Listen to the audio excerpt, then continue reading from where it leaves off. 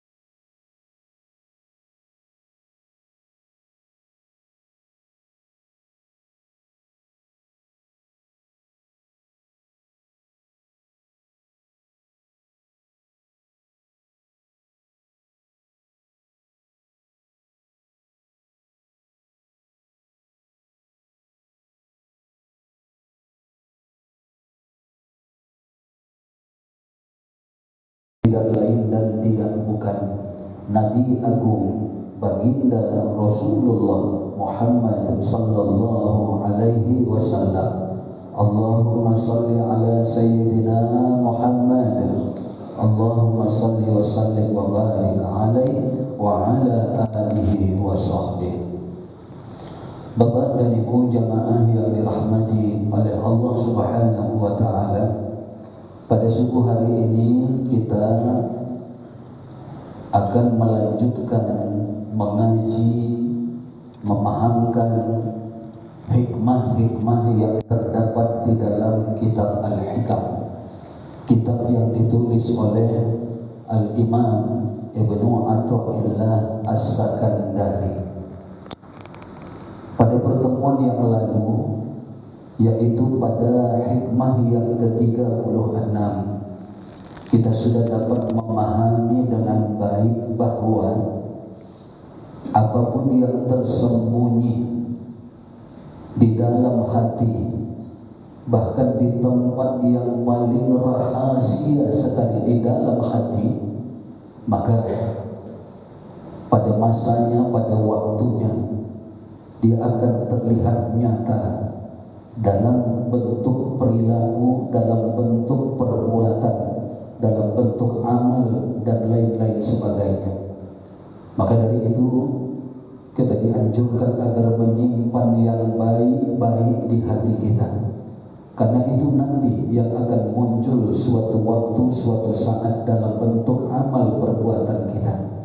Jangan sampai tersimpan yang buruk, jangan sampai tersimpan yang jelek walaupun sedalam-dalamnya, karena dia juga suatu waktu nanti, suatu saat nanti akan terlihat nyata dalam bentuk perbuatan, perilaku, dan lain-lain sebagainya. Ini sudah kita pahamkan dengan baik, insya Allah.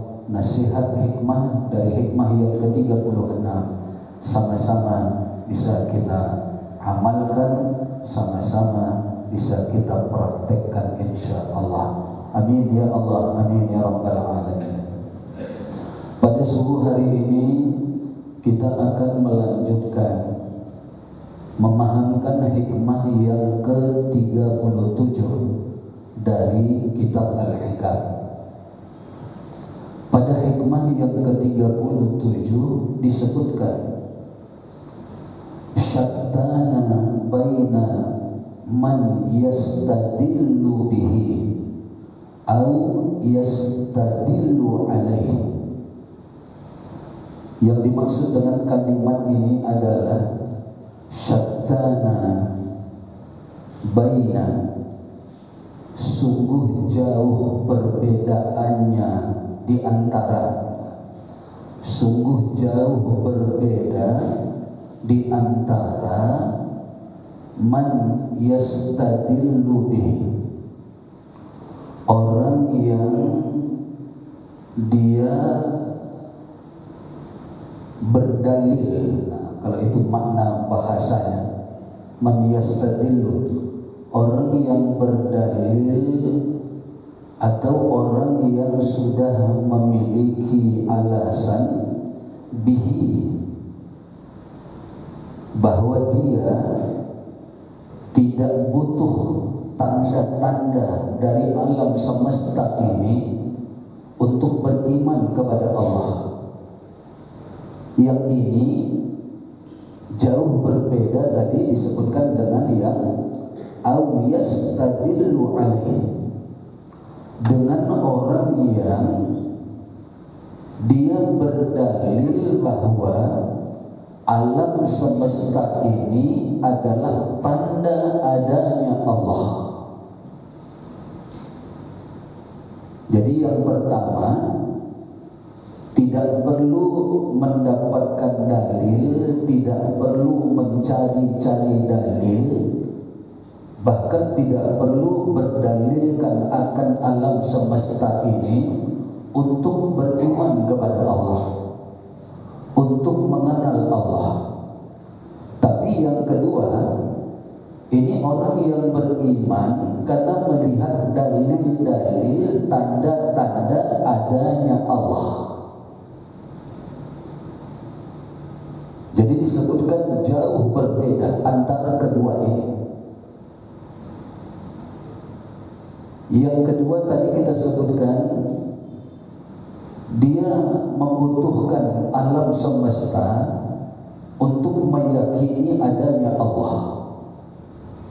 Tapi ada orang yang dia tidak butuh alam semesta ini. Keyakinannya kepada Allah itu otomatis ada pada dirinya. Baru kemudian kalau dia melihat alam semesta ini dalam perjalanannya, maka itu hanya sekedar nanti menambah keyakinannya saja. Maka jauh berbeda. Orang yang mungkin berpikir tidak mungkin matahari, bulan, bumi itu berjalan berputar, baik mereka yang berputar di peredaran masing-masing maupun mereka yang memutari bentuk planet-planet yang lainnya itu.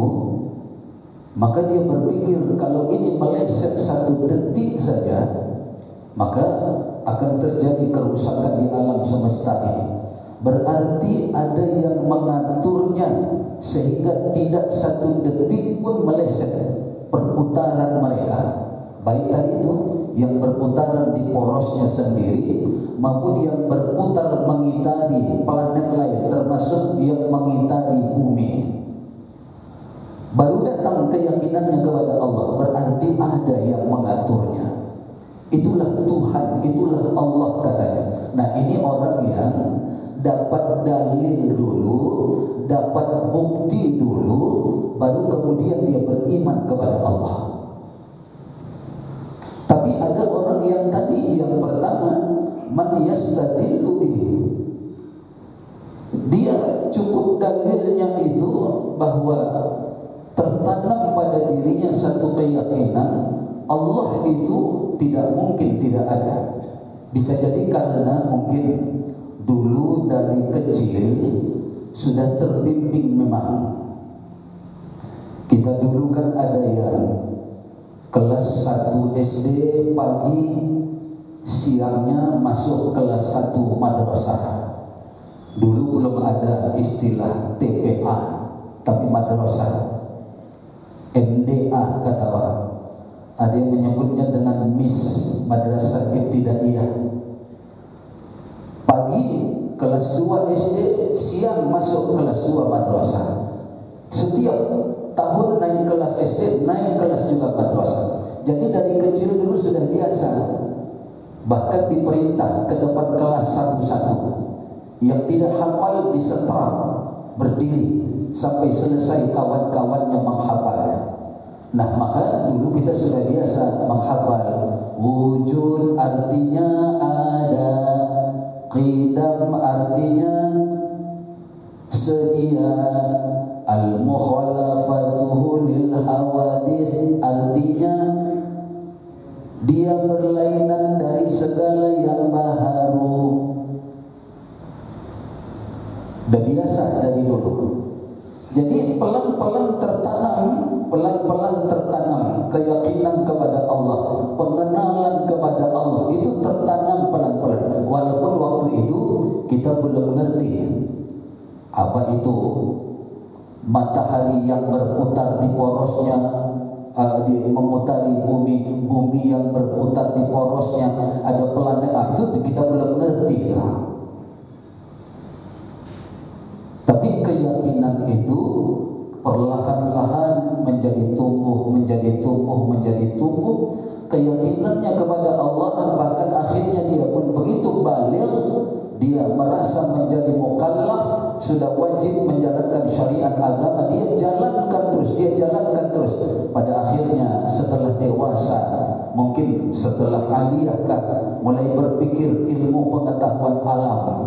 Bagaimana tentang alam semesta, bagaimana tentang ruang angkasa, itu menambah saja baginya. Tapi dia sudah punya dasar untuk beriman kepada Allah, untuk mengenali Allah dengan sebaik-baiknya. Tapi ada memang kita yang dulu dari kecil belum kenal yang tadi itu. Belum kenal kita hafalan-hafalan yang tadi. Sama dia maha melihat, mendengar, basar dia maha melihat, baqa dia yang maha kekal. Mungkin dulu belum kenal, tapi setelah dewasa, bahkan setelah mungkin duduk di bangku kuliah, baru mulai pikiran berjalan, kecerdasan pun muncul. Lalu kemudian menemukan sesuatu yang membawanya kepada Allah, yang membawanya kenal kepada Allah, yang membuatnya semakin yakin kepada Allah. Bahkan untuk yang ini, orang yang non-muslim pun kadang ada yang mendapatkan hidayah, pengenalan kepada Allah, keyakinan kepada Allah itu lewat peristiwa yang ada di alam semesta ini. Semakin tinggi pengetahuan mereka semakin mendekati kepada pernyataan bahwa adanya Tuhan. Dan Tuhan itu tidak mungkin mati, Tuhan itu tidak mungkin dibunuh, Tuhan itu tidak mungkin disalib. Wa ma qataluhu wa ma salabuhu. Ada yang mendapatkan keimanan itu dengan cara seperti itu.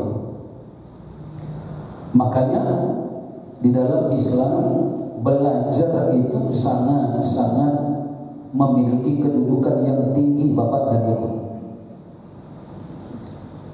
Ini majelis seperti ini majelis thariqah bagi kita.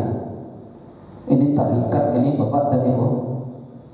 Walaupun tarikat kita ya tarikat Darul Muttaqin, tidak seperti tarikat yang kita kenal selama ini.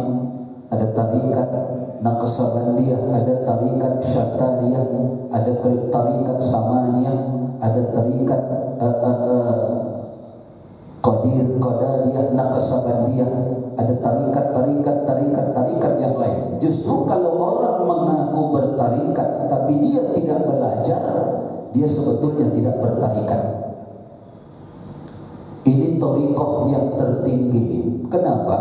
Setiap kita kalimat bermajelis, kita diajak menuju jalan mengenal Allah.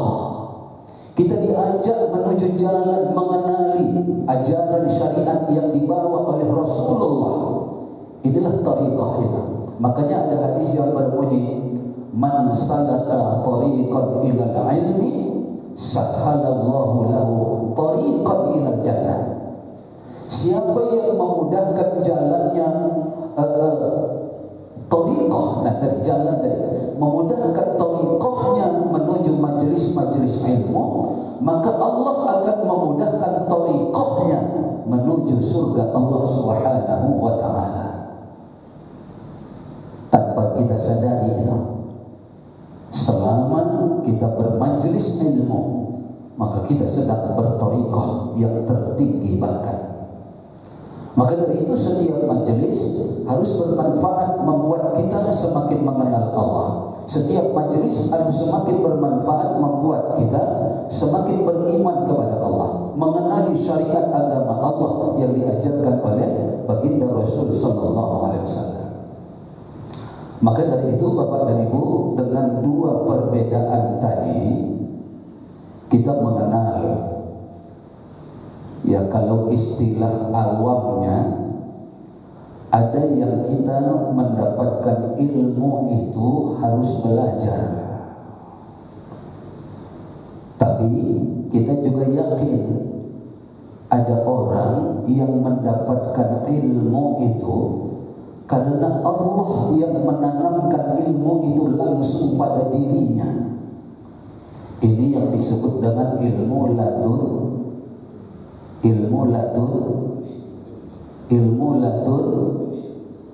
Yang jawab cuma 4 nampaknya.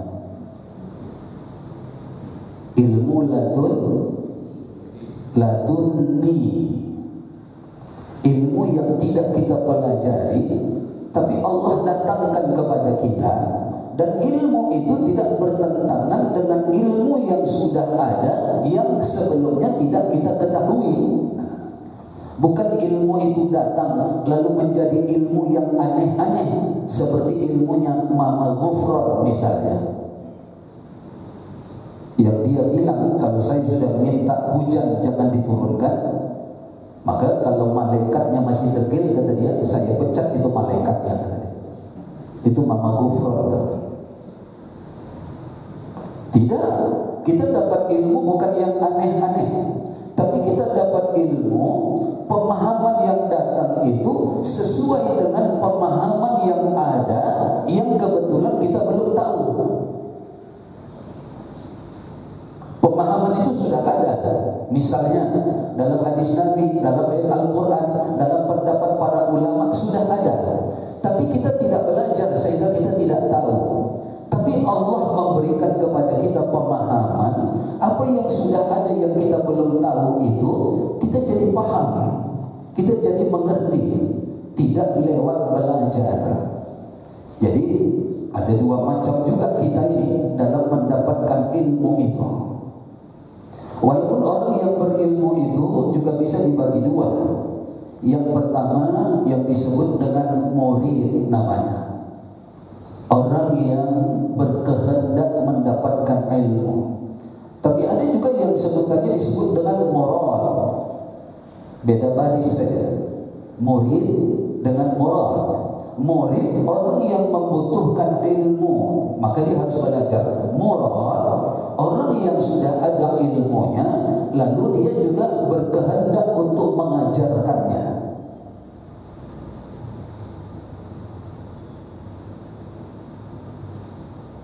Kalau dalam bentuk lain, misalnya perbedaannya, kita kenal ada yang namanya wali.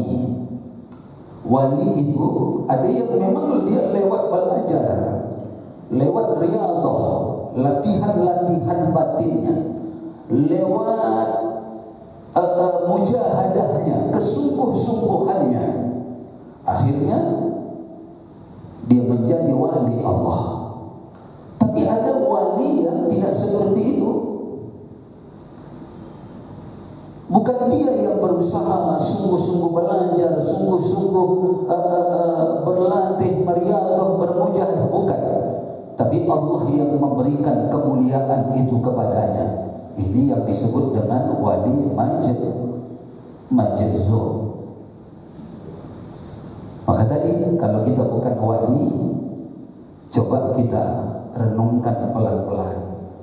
Ada enggak kadang ilmu pemahaman yang datang kepada kita yang tidak kita pelajari, tapi pemahaman itu tidak bertentangan dengan keyakinan yang sudah ada. Hanya bedanya kita belum tahu karena kita tidak belajar.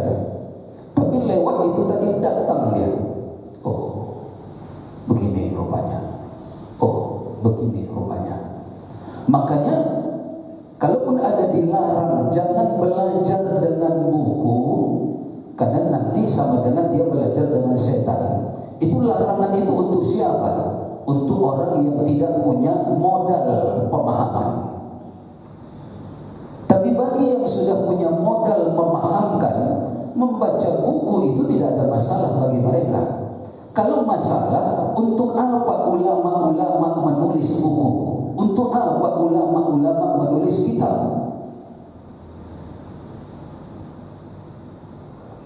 Jadi ada kita ini yang dia baca tak paham juga dia ulang-ulang, enggak ngerti juga dia. Ada yang seperti itu, maka itu yang tidak boleh dikatakan. Tapi kalau yang dia baca udah pahamnya, tinggal nyambungkan saja sama ilmunya yang sudah ada. Oh, ini begini. Bahkan dia, oh ini sesuai dengan firman Allah ayat ini. Ini sesuai dengan hadis Rasulullah yang bunyinya begini. Ini sesuai dengan pemahaman para ulama yang begini. Ini boleh baca buku, Pak. Yang tidak boleh itu tadi yang belum punya bekal modal untuk bisa memahamkan. Itu yang dilarang. Belajar langsung sama buku tanpa bertalaqi kepada guru. Itu yang tidak dibenarkan itu. Nah, maka dari itu kita bisa lihatlah posisi kita dari dua hal yang jauh berbeda ini. Apakah ada sebagai orang awam misalnya, ada datang kadang pemahaman itu, datang pemahaman itu, tapi bekal sudah ada. Atau ada yang kalau tidak dikasih tahu dia tidak paham, kalau tidak diajarkan dia tidak paham. Nah, ini dua hal yang sebetulnya sama-sama baik, tapi jauh perbedaannya. Kalau tadi kita sebutkan wali yang tadi karena belajar, karena bermujahadah tadi itu baik. Wali yang majzub juga baik, tapi kedudukannya jauh berbeda. Nah, itu tadi dia. Ada orang yang belajar dulu baru dia paham, itu juga baik.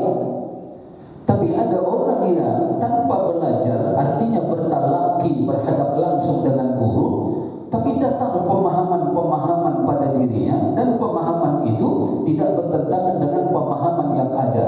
Ini jauh lebih baik. Itu tadi dikatakan jauh perbedaan antara orang yang tidak butuh tanda-tanda dari alam semesta untuk mengenali Allah, untuk meyakini Allah. Tapi ada orang yang dia dapat dulu dalil, tanda-tanda dari alam semesta ini, baru dia yakin kepada Allah. Sama-sama baik, tapi jauh perbedaannya. Yang jangan adalah yang ketiga. Walaupun di sini yang ketiga itu tidak disebutkan.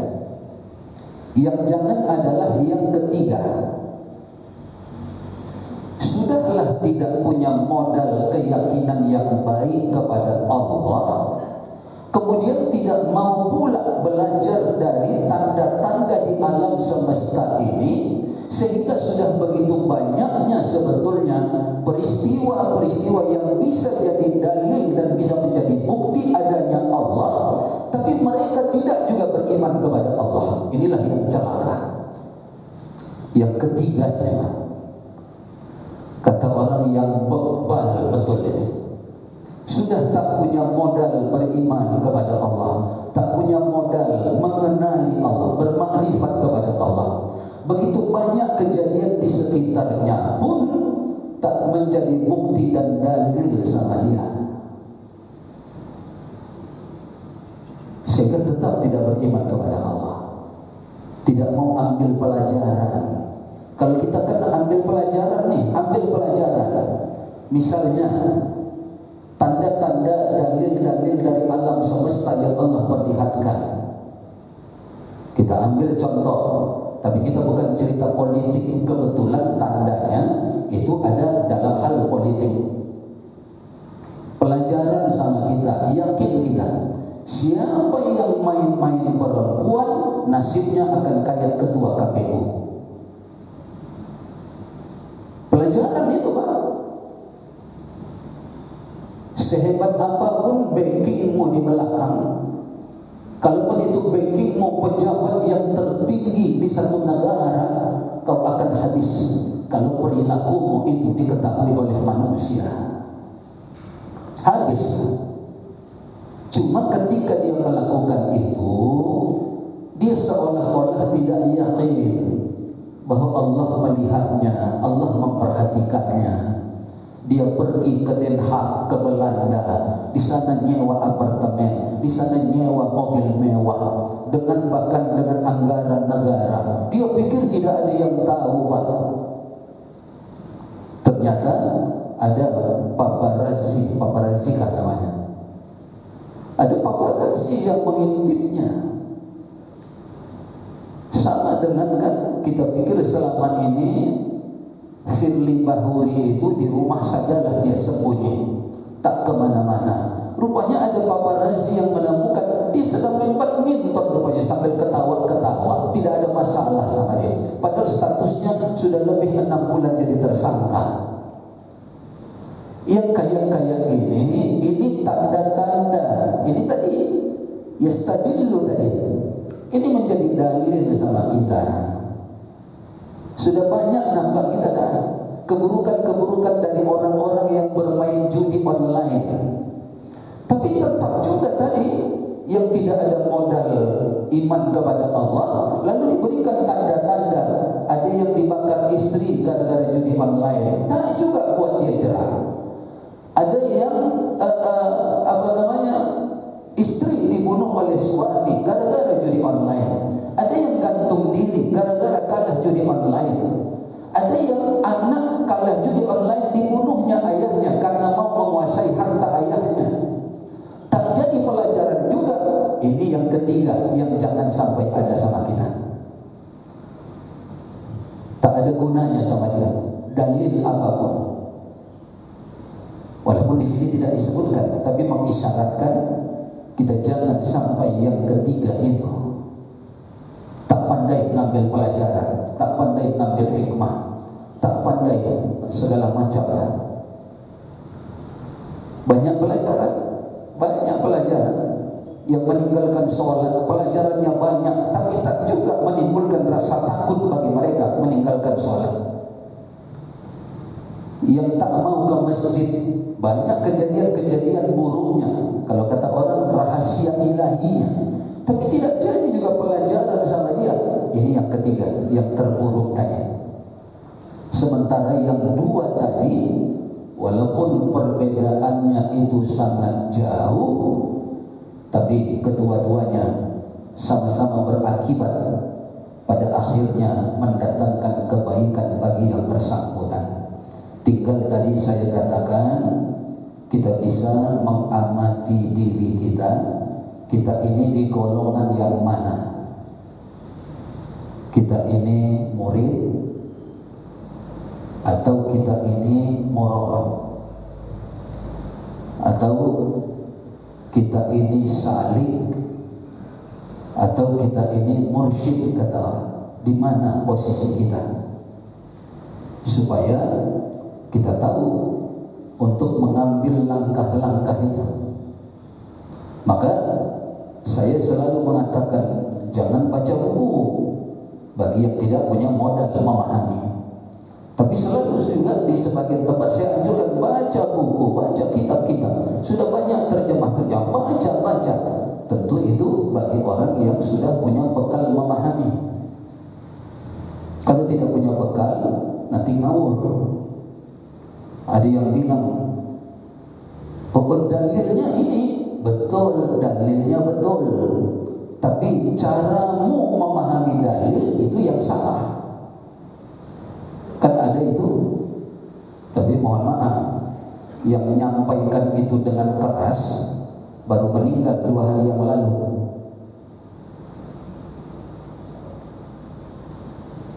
Yazid bin Abdul Qadir Jawas.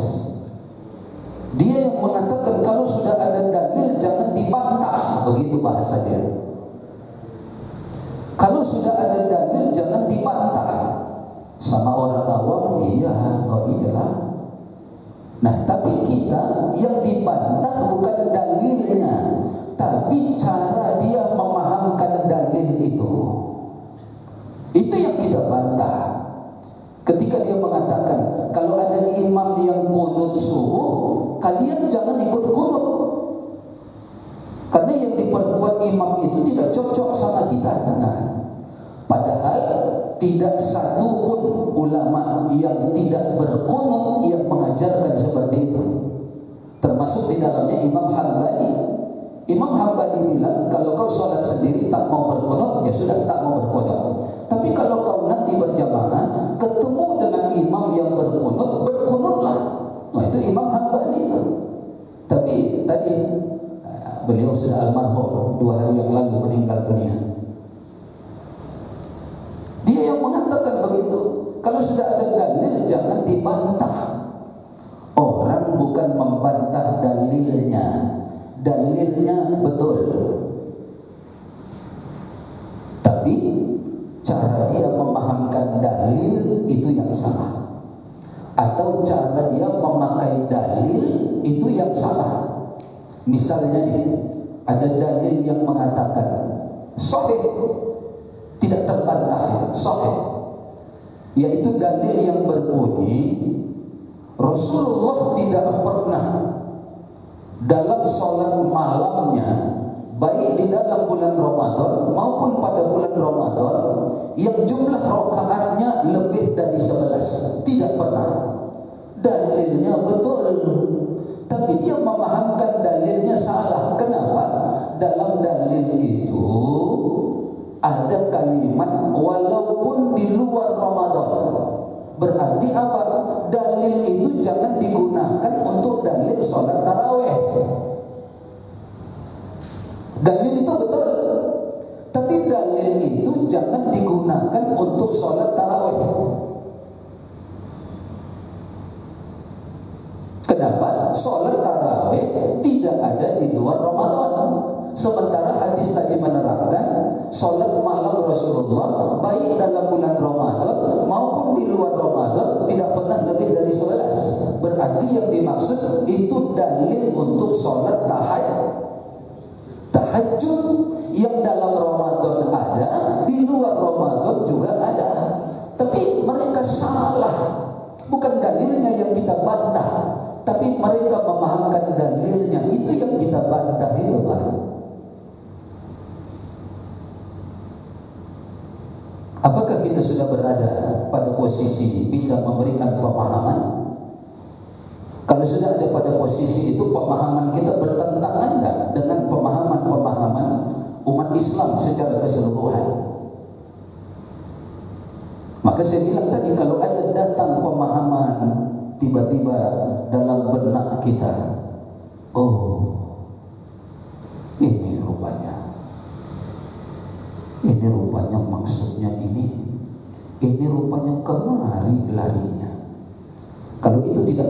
bertentangan dengan pemahaman para ulama, itulah tadi kecerdasan yang Allah berikan kepada kita.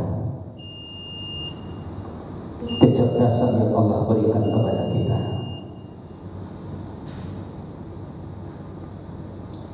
Itu sama Bapak dan Ibu. Saya pernah menemukan sesuatu, tapi yang saya temukan itu belum pernah saya dengar, tapi mungkin sudah ada, dan itu sesuai dengan pemahaman ulama. Saya pernah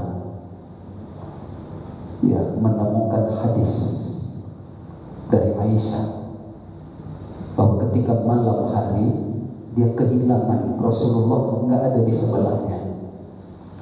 Lalu dia cari dalam kegelapan. Dulu kan belum ada listrik, lampu Petromax juga belum ada. Lampu apa lagi sebelum Petromax yang sebesar ini?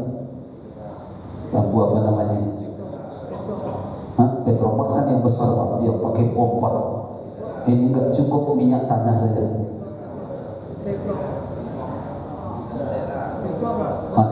Ada bilang lentera, ada bilang pokoknya itulah dia. Ini pun dulu belum ada ya. Jadi Aisyah itu meraba-raba. Lalu kata Aisyah dalam hadis itu, tertangkapku kaki Rasulullah. Dan ketika itu kakinya tertangkapku sedang dia rapatkan.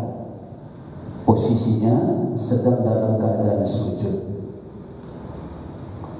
Ini hadis sahih. Lalu saya sibuk setelah itu, saya temukan itu tanpa sengaja. Karena kita yang selama ini mengamalkan sujud itu kaki direnggangkan. Sudah, ada hadisnya. Tapi sholat malam gelap gulita, kata Aisyah dia memegang kaki Rasulullah dan dia gambarkan kakinya dirapatkan. Lalu saya terpancing mencari dalil selain dari sholat malam Rasulullah. Sampai sekarang belum saya temukan Pak. Maka pemahaman saya selama ini sujud itu kaki direnggangkan, itu menambah keyakinan. Sementara untuk yang dirapatkan, tidak ada pula sahabat kan banyak itu yang sholat di belakang Rasulullah sebagai makmum.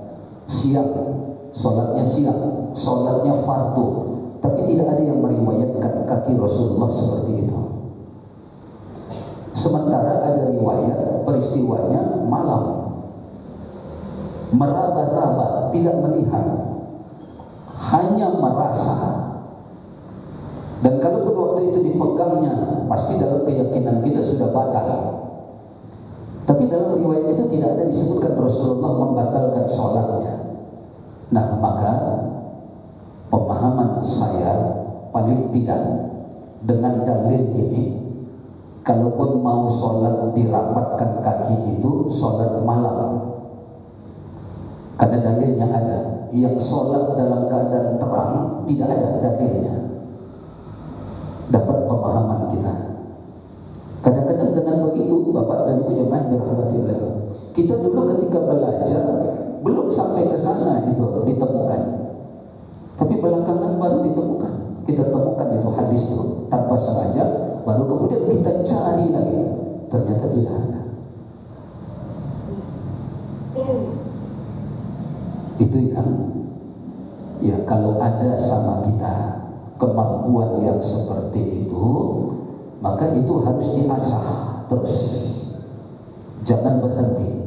Tapi kalau belum punya kemampuan seperti itu, apa yang ada, rupanya Rasulullah itu sholatnya kakinya dirapatkan, itunya saja yang dia tangkap, maka jangan membaca. Kalaupun membaca, tanyakan secara talaqi sama yang memahaminya, apakah betul seperti itu. Kenapa? Karena tadi yang dibacanya betul, dalilnya tidak bisa dibantah, cuma memahami dalil itu yang nanti terbantahkan, seperti yang kita sebutkan tadi Pak.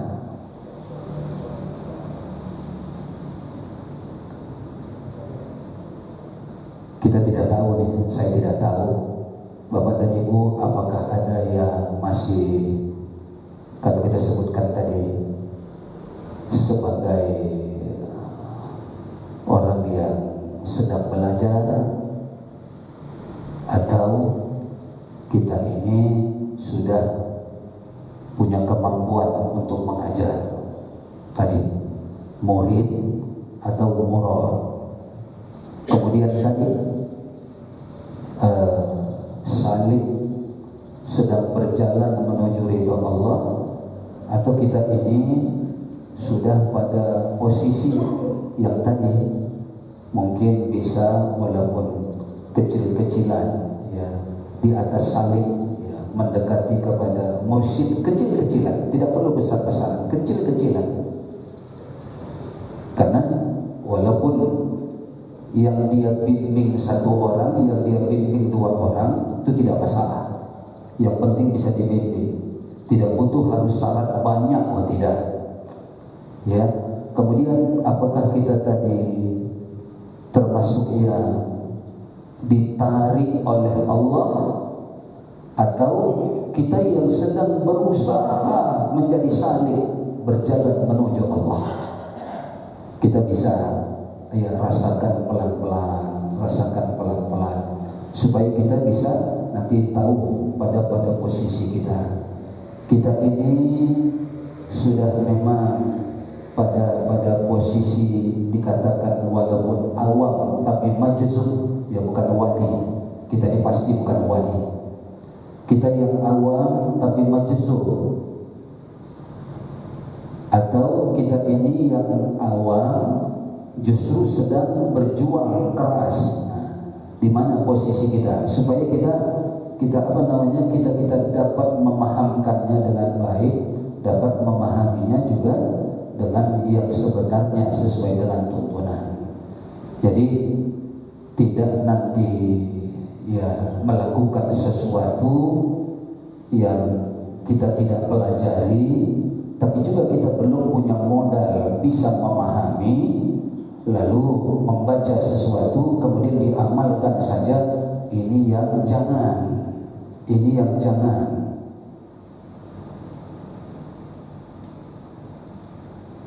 Contoh nih, ada orang kita lihat begitu, Assalamualaikum warahmatullahi, Assalamualaikum warahmatullahi,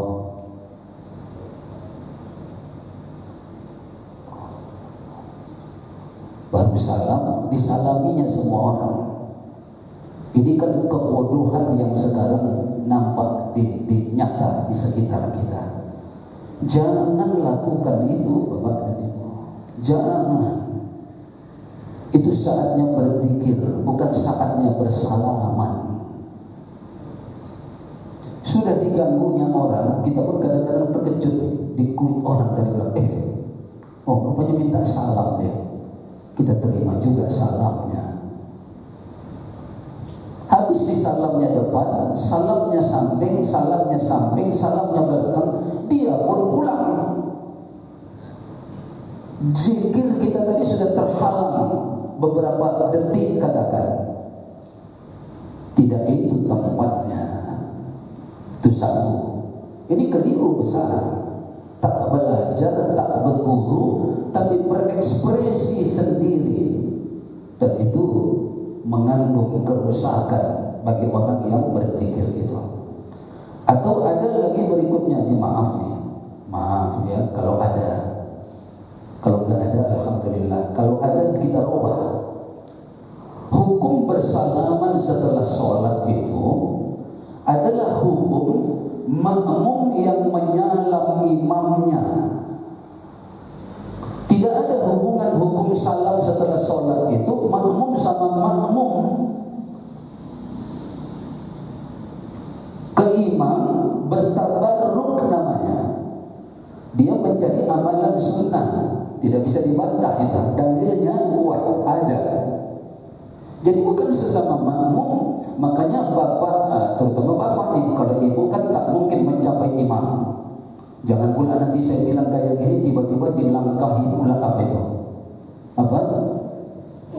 dilangkahi tirai nyalam imam, bukan. Untuk laki-laki, jangan dulu salam sesama makmum sebelum kita nyalam imam kita. Maka maaf, kadang-kadang di samping saya ada Pak Haji Mulyadi Sukir, di samping saya kadang-kadang ada Pak Haji Dewi, ada Pak Haji Abdul Majid. Saya memang kejar imam dulu, Pak. Selesai imam barulah mereka. Jadi Pak Haji Mulyadi jangan menganggap saya sombong, kadang udah saya ginikan tangan saya, tapi Pak Ustaz mandang ke depan terus. Jangan gitu Pak Haji. Kita mengamalkan tuntunan.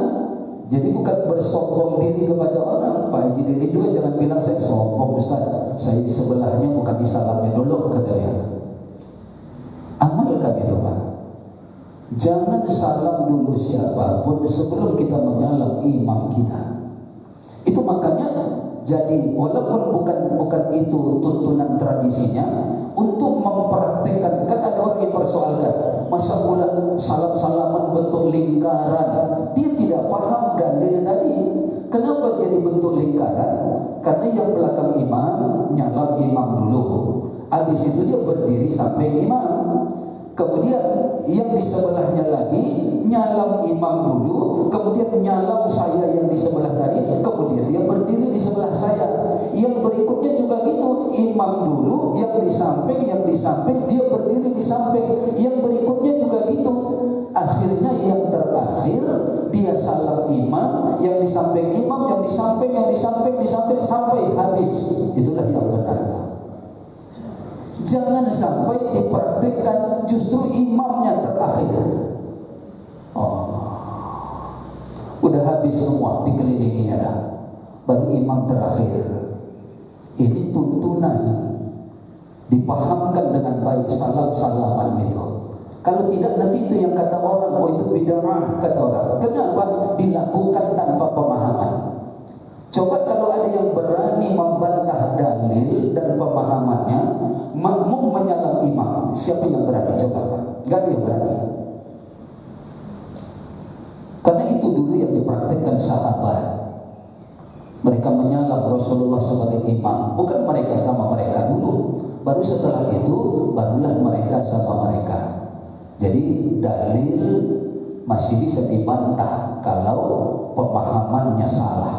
Yang kita bantah bukan dalilnya, tapi pemahamannya tentang dalil itu. Ini saya kira Bapak dan Ibu jamaah yang dirahmati oleh Allah Subhanahu wa Ta'ala, sudah ada lebih kurang 10 menit waktu Isra kita sudah masuk. Semoga tetap ada manfaatnya bagi kita. Dialog, diskusi kita tiadakan dulu. InsyaAllah pada pertemuan akan datang kita lanjutkan bahkan dengan mendialogkannya. Sebelum saya tutup, saya persilakan kepada Bapak Haji Sihana untuk mengumumkan sedekah amal jariah Bapak dan Ibu hari ini. Silakan Pak Haji. Bismillahirrahmanirrahim. Bapak Ibu sekalian, amal jariah kita pada hari ini terkumpul 600.000 rupiah. 600 dan langsung kami serahkan. Baik, terima kasih banyak. Ada pengumuman lagi enggak? Pengumuman Ustaz Anas enggak? Udah selesai. Baik Bapak dan Ibu, terima kasih Pak Haji Sihana yang sudah mengkoordinirnya. Terima kasih banyak kepada Bapak dan Ibu. Terima kasih yang tiada terhingga. Ini sangat-sangat bermanfaat sekali. Sehingga sebagai tanda terima kasih kami senantiasa mendoakan agar Bapak dan Ibu rezekinya bertambah murah, insyaAllah. Rezeki Bapak dan Ibu bertambah barokah, rezeki Bapak dan Ibu bertambah berlimpah, dikaruniakan oleh Allah Subhanahu wa Ta'ala. Amin ya Allah, amin ya Rabbal Alamin. Dan kita pun bermohon kepada Allah, Allah pertemukan kita kembali dalam keadaan sehat walafiat pada kuliah subuh kita yang akan datang. Rabbana zidna ilman nafi'a warzuqna fahma wa amalan shalihan. Rabbana atina fid dunya hasanah wa fil akhirati hasanah wa qina adzabannar. Walhamdulillahi rabbil alamin. Subhanakallahumma bihamdika asyhadu an la ilaha illa anta astaghfiruka wa atubu ilaik. Billahi taufiq wal hidayah. Wassalamu alaikum warahmatullahi wabarakatuh. Allahumma salli ala sayyidina wa habibina wa maulana Muhammad.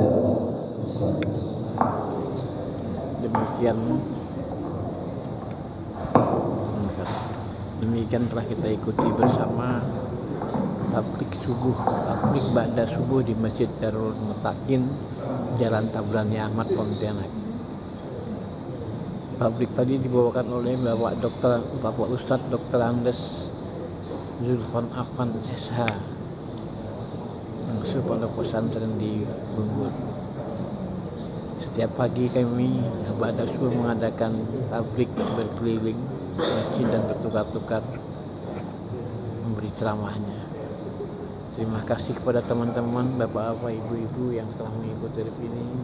Semoga bermanfaat dan barokah. Terima kasih yang sudah ketuk-ketuk layar, yang sudah membagikan gift yang kami sampaikan. Billahi taufiq wal hidayah. Wassalamualaikum warahmatullahi wabarakatuh.